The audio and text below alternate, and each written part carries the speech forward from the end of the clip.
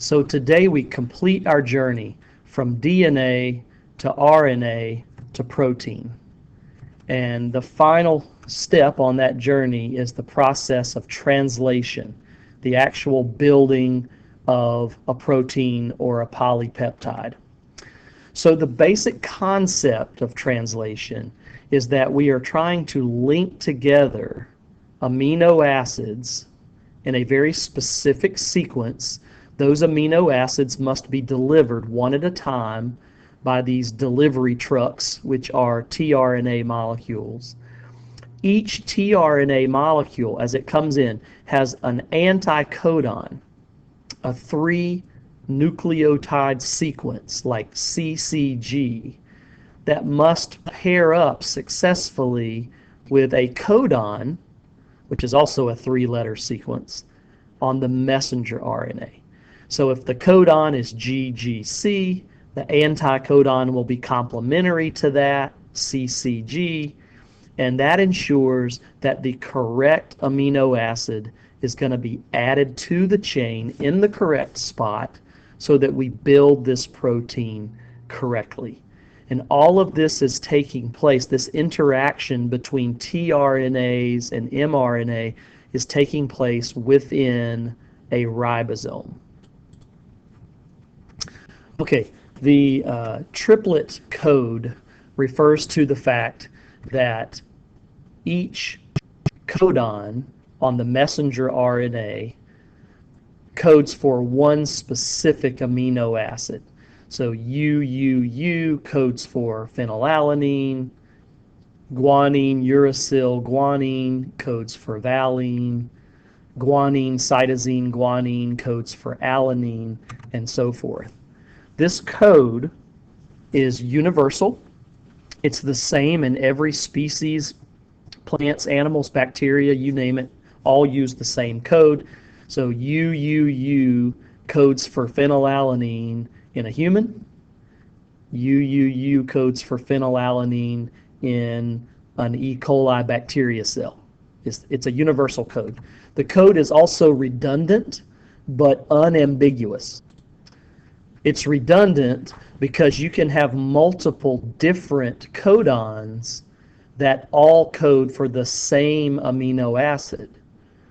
But it is unambiguous because each codon, like cytosine, uracil, can only code for one amino acid. In this case, CUU codes for leucine.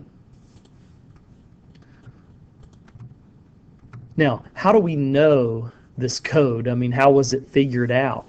Well, it goes back to 1961. An American biochemist and geneticist named Marshall Nierenberg did a simple experiment. He created some artificial messenger RNA in his lab. So basically, he synthesized strands of messenger RNA that contained nothing but uracil. So it was mRNA that was U, nothing but uracil. And he put that in a test tube along with some ribosomes which had been extracted from cells, probably bacteria. And he wanted to see what would the ribosomes build, like what would the protein or what would the polypeptide look like. And if you give ribosomes mRNA that has nothing but uracil, you'll get a polypeptide that is phenylalanine, phenylalanine, phenylalanine. So he knew from that experiment that the codon UUU definitely specifies the amino acid phenylalanine. And similar experiments allowed him to figure out a few of the other basic codons. And then over the next year or so, other techniques were employed by different scientists to figure out the rest of the codons. And there are 64 codons total that we see when we look at a codon table like this. One of those, of course, is a start codon, AUG, which codes for the amino acid methionine. And 3 of them are stop codons, UAA, UAG, and UGA are the 3 stop codons. So before we really dive in to the process of translation, we need to review some of the components that play a role in this process. So I always think of transfer RNA as being like a delivery truck. Its job is to attach a payload, some cargo right here, which would be a single amino acid, and then to deliver that amino acid to the exact right location. And so the anticodon ensures that it will be delivered to the correct spot. And then you have this amino acid attachment site, which is really just the 3' end of the messenger RNA. That's where the amino acid will be bonded temporarily onto. And so this middle picture shows you really more of a true three-dimensional shape of what tRNA looks like. It certainly doesn't look like this cartoon version. But a lot of times we see it this way in textbooks. This is the two-dimensional rendering of what tRNA looks like. And you can see it's just a single-stranded RNA. It's made up of A's and C's and G's and U's. It has a 3' end, and then if you follow it all the way around, it has a 5' end. But it's folded back on itself to make this sort of cloverleaf shape. But the function of tRNA is to attach a amino acid right here and then deliver that amino acid to the correct spot. Now, every single tRNA has to be loaded. It has to be, an amino acid has to be attached to it. And there's an enzyme that does that. There's a whole family of enzymes inside your cells. And look at this name. They're called amino-acyl tRNA synthetases, which I do not plan on saying very many times. That might be the only time I say it. But these enzymes, you have 20 different versions of this enzyme. Each one of those synthetases has a very specific shape on its active site, like most enzymes do. But in this case, the active site has to bind to two things. It has to bind to one molecule of tRNA, which fits in this little space, and then a single amino acid has to bind also to this active site. Each amino acid has a slightly different shape, and it's important that we get the correct amino acid loaded onto the correct tRNA. And so this active site has to be super specific. This particular synthetase enzyme has a shape that will only recognize the amino acid tyrosine. But there would be, 19 other synthetase enzymes that are going to load the other 19 types of amino acids onto other tRNA molecules. So this is not really what you see here is not really part of translation, but it's an essential step that has to happen before translation can get started. Okay, so again, just talking about the components of translation, the ribosome obviously is a big part of the translation machinery. When you look inside a tiny ribosome, you see that the internal structure is pretty complex. There are 3 internal chambers inside the ribosome, and they are called the A site, the P site, and the E site. So it's the word ape spelled backwards. And the A site is actually the amino-acyl tRNA binding site, but really what that means is this is the empty chamber into which the incoming tRNA is always going to bind. So the next new amino acid that's going to be added onto our polypeptide is always going to be brought into the A site. And then in the middle we have the P site, which is peptidyl tRNA binding site. But I always think of it as this is where the peptide bond is going to form. We're going to have 2 side-by-side tRNAs. You see them right here. And this is where the peptide bond, you see right where my pointer is, that's where the peptide bond is going to form to join on, to add on this new amino acid. And so that happens while this tRNA is holding the polypeptide chain in the P site. And then finally, you have the E site, which is like an exit port. This is where the empty tRNAs are literally ejected out after they've already dropped off. See, there's no amino acid here because it's already been dropped off. After that delivery has been made, that tRNA has to exit the ribosome through the E site. So here's a close-up view. The other thing that you can see is that the ribosome is actually made up of two main parts. There's a small subunit and a large subunit. Both of those subunits are made up of a mixture of two substances, ribosomal RNA and protein. The small subunit and the large subunit sort of snap together to make up a single ribosome. And that ribosome is composed of both rRNA and protein. Today's code word for extra credit, very appropriate, is hand sanitizer. Okay, so let's actually begin translation. This is initiation of translation. So this is how it starts. When the ribosome attaches to the messenger RNA, it's not the whole ribosome that initially attaches. The first thing that happens when this messenger RNA leaves the nucleus, now remember, this is after transcription has made the messenger RNA strand, and this is after RNA processing has taken place, so the 5' cap and the poly A tail have been added, even though they're not showing that in this picture. All the introns have been spliced out, and this messenger RNA has now left the nucleus, and it is out in the cytoplasm now. It might be, a lot of times this happens on the rough endoplasmic reticulum because that's where a whole lot of ribosomes hang out. So this is where the process of building a protein is going to take place, probably on the rough endoplasmic reticulum, but possibly just in the cytoplasm someplace. And the first step is the small subunit of the ribosome is going to attach to the messenger RNA somewhere near the 5' end, and it knows where to attach because of the 5' cap, which would be sitting about right here. And basically, it's going to start to search for AUG, which is the start codon.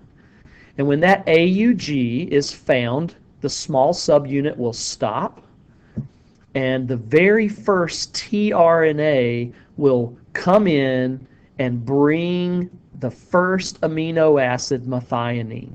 This is called the initiator tRNA. It binds to the start codon AUG because it has the anticodon UAC. U is attracted to A is attracted to U, C is attracted to G. Now notice the next thing that happens is the large subunit comes in, and all of this has to be sort of snapped together.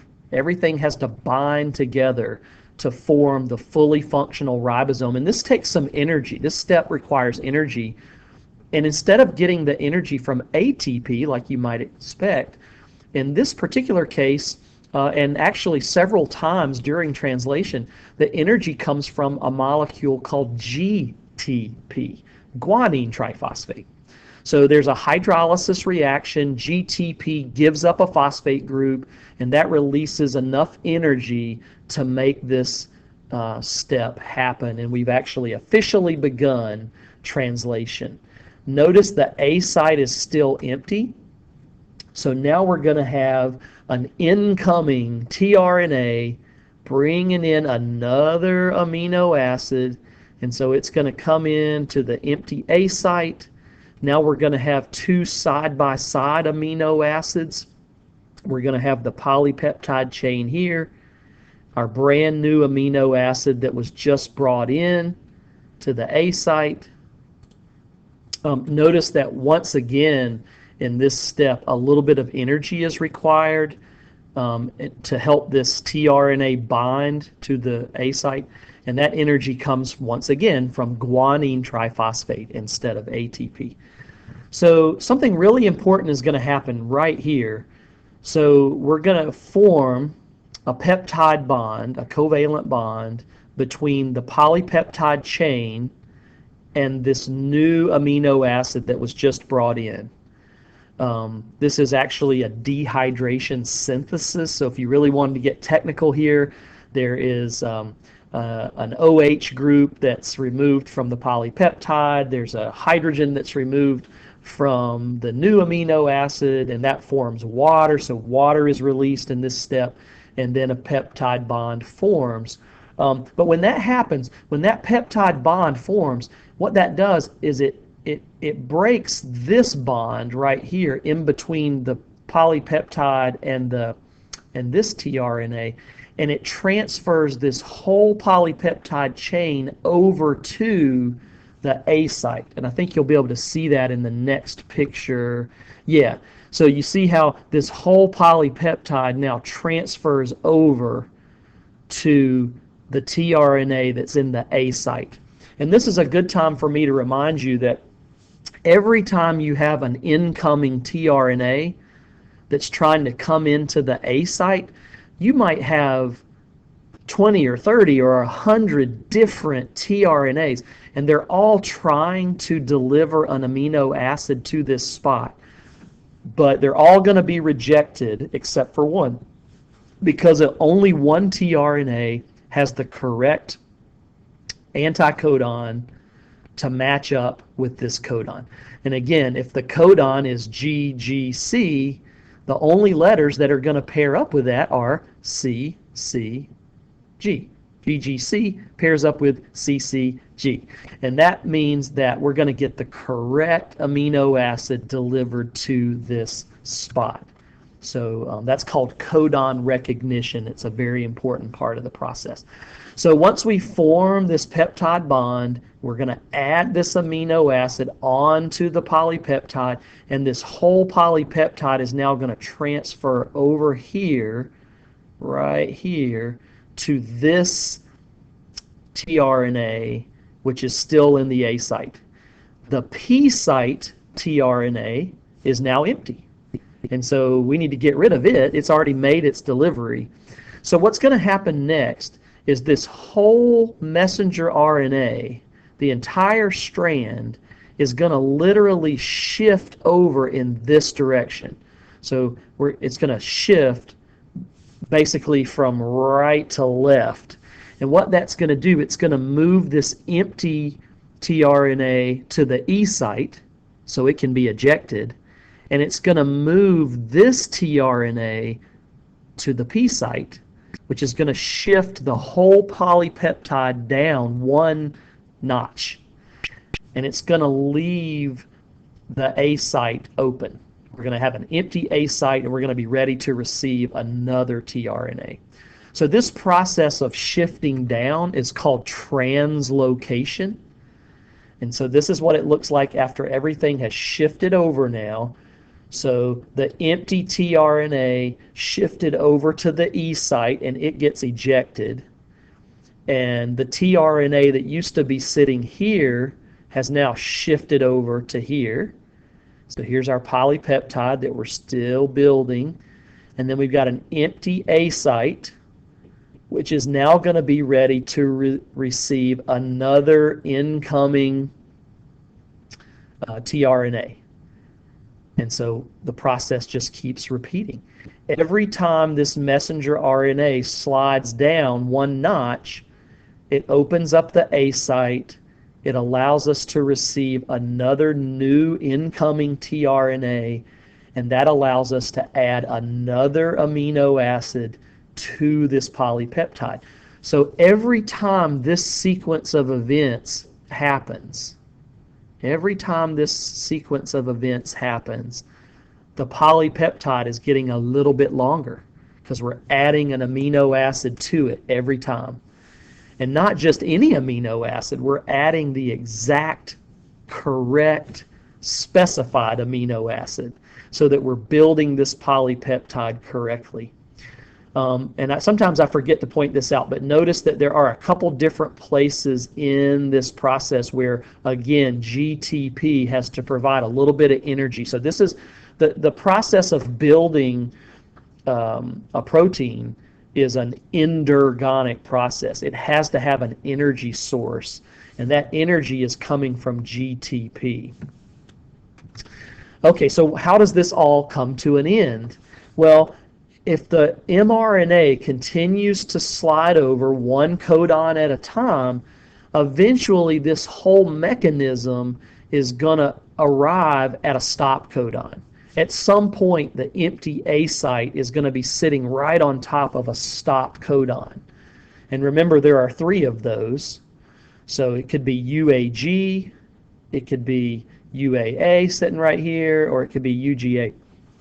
But whenever the A site is sitting right on top of any one of those stop codons, what happens is instead of a tRNA coming in like it normally would, to bring another amino acid, we have this weird protein called a release factor that comes in and binds to the empty A. Now, let's talk about why this protein is called a release factor. Once the protein is in place in the A site, it causes 2 things to be released. The first thing that happens is this protein causes a hydrolysis reaction to break this bond. So this covalent bond between the polypeptide chain and this tRNA, that bond is broken. There's a hydrolysis, it breaks the bond, and what that does, it's going to release this polypeptide. It is now complete. It has been fully synthesized. We don't need to add any more amino acids to it. And so this might be a functional protein that's ready to do a job in the cell. It might be an enzyme. It could be, whatever kind of protein it is. But or it could just be a polypeptide that's going to be added to other polypeptides to build a protein. But at any rate, that polypeptide is now released, and it can begin folding up into its 3-dimensional shape so that it can carry out its function. The other thing that gets released is this last empty tRNA that gets ejected out through the E site, and it is now free to go and be reloaded with a new amino acid, so it'll be ready to participate in the next polypeptide building.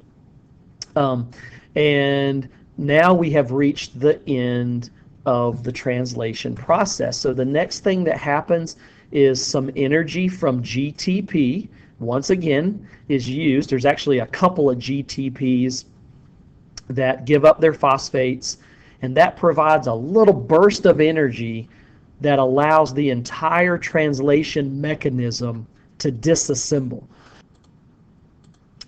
So at this point, the small subunit and the large subunit both detach from the messenger RNA, and they just kind of float away.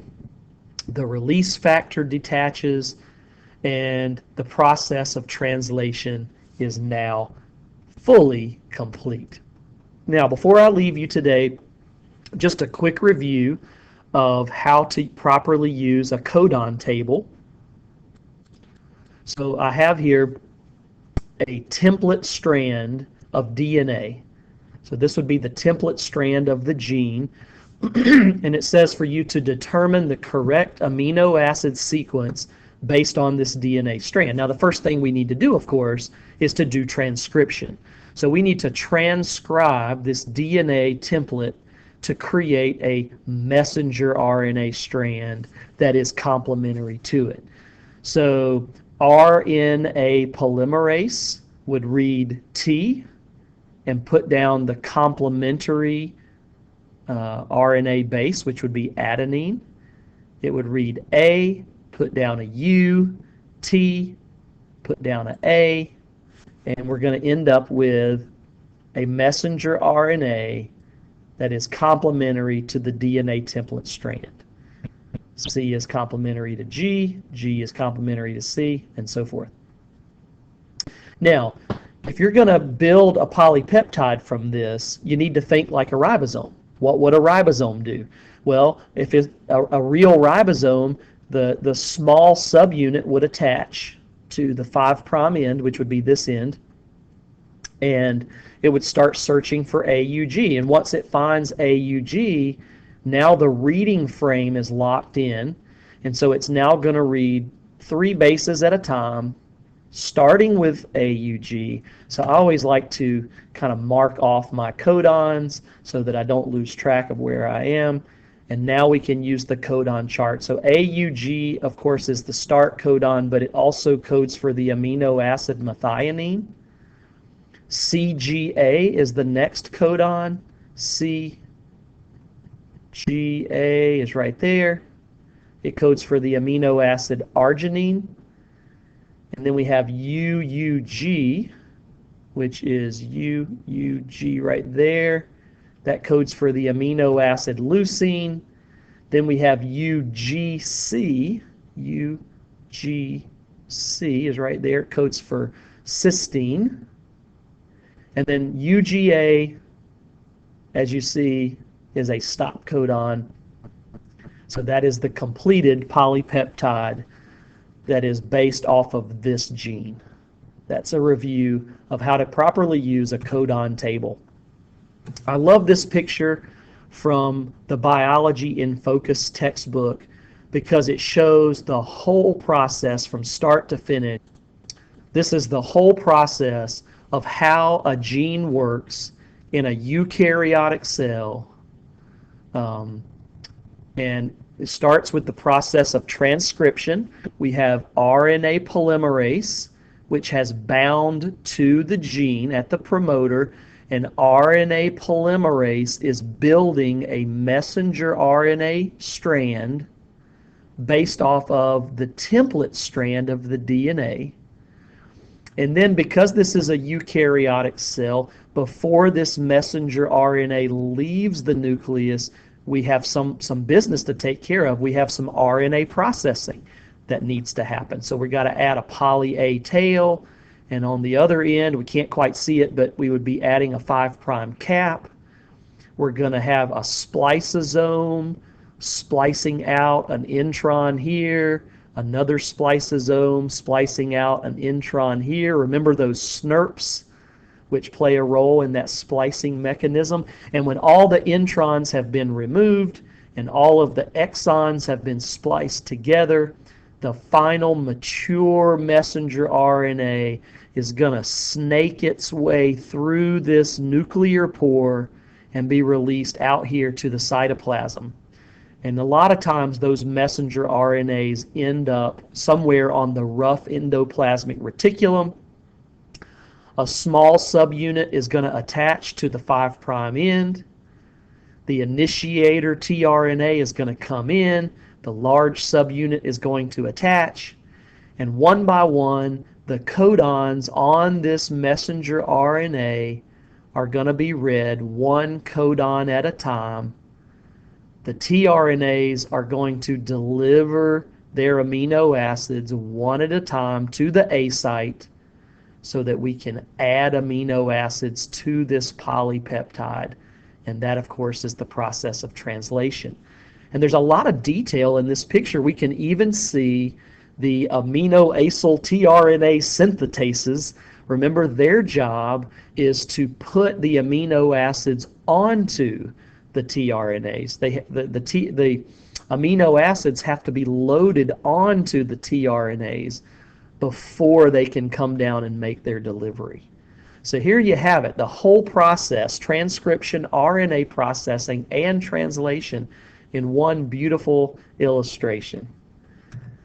All right, our next lesson will be on the topic of mutations, both point mutations and chromosomal mutations, and I hope you will prepare for that lesson by reading pages 298 to 300 in your textbook. Take care, stay healthy, and keep washing those hands.